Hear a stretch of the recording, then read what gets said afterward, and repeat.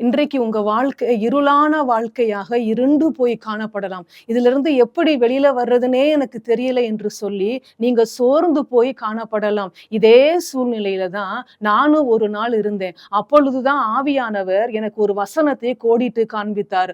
ரோமர்ல 1ஆம் அதிகாரம் 21ஆம் வசனம், உணர்வில்லாத அவர்களுடைய இருதயம் இருளடைந்தது என்ற வேத வசனம். இந்த உணர்வில்லாத இருதயம் எப்படி வருது அப்படின்னு பார்த்தோம்னா, அதே ரோமருக்கு எழுதின நிருபம் 1ஆம் அதிகாரம் 21ஆம் வசனத்துல மேல பார்க்கிற பொழுது, அவர்கள் தேவனை அறிந்தும் அவரை மகிமைப்படுத்தாமலும் ஸ்தோத்திரியாமலும் இருக்கும் பொழுது, நமக்குள்ள உணர்வில்லாத நம்மளுடைய இருதயம் நமக்குள்ள வந்து விடுகிறது. அப்ப உணர்வில்லாத இருதயம் நமக்குள்ள வருகிற பொழுது ஆட்டோமேட்டிக்கா நமக்குள்ள இருதயத்துல ஒரு இருள் வந்து விடுகிறது. எனவே நீங்க என்ன பண்ணுங்க, இன்றைக்கே ஆண்டவருடைய சமூகத்துல அவர் செய்த நன்மைகளுக்காக நீங்க நன்றி சொல்லுங்க.